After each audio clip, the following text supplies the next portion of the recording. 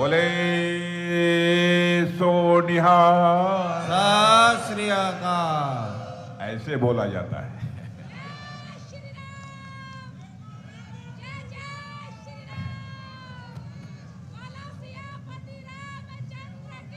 और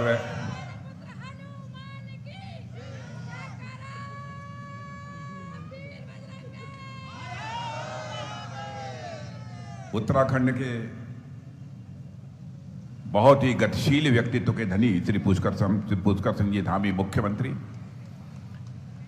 और हमारे सहयोगी, हमारे मित्र, जिन्हें मैं अपने पारिवारिक सदस्य के रूप में मानता हूं, ऐसे लोकसभा सांसद और आपके प्रत्याशी श्रीमान अजय जी भट्ट,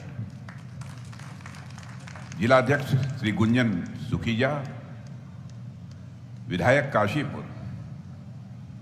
और भाई विधायक काशीपुर का नाम पहले कैसे आ गया त्रिलोक सिंह का? पहले हमारे जिनसे हमारा बहुत नजदीकी रिश्ता है, निजी रिश्ता है, ऐसे आदरणीय हरिभजन सिंह जी चीमा,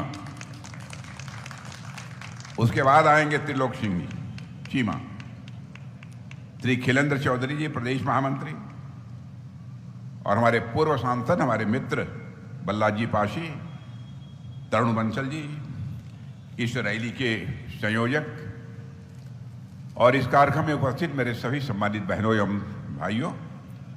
शायद लंबे समय के बाद काशीपुर में किसी सार्वजनिक सभा को संबोधित करने के लिए आप सबके सामने खड़ा हुआ हूं।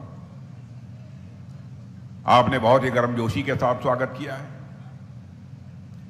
लेकिन स्वागत, अभिनंदन, सलाम दुआ कभी एक तरफा नहीं होना चाहिए। इसलिए मैं भी अपनी तरफ से शीश झुकाकर आप सभी बहनों भाइयों का हार्दिक अभिनंदन करता हूं, आप सभी का स्वागत करता हूं।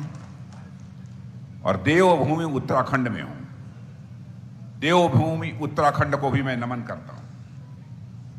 गढ़वाल से लेकर कुमायूं तक उत्तराखंड के कण कण पर मुझे लगता है कि देवताओं का आशीर्वाद है मेरे बहनों भाइयों। और इस भूमि ने एक से एक वीर सपूतों को जन्म देने का काम किया है। यदि उत्तराखंड को मैं ये कहूं कि शौर्य और पराक्रम की धरती है, तो यह कहना भी अतिशयोक्तिपूर्ण नहीं होगा।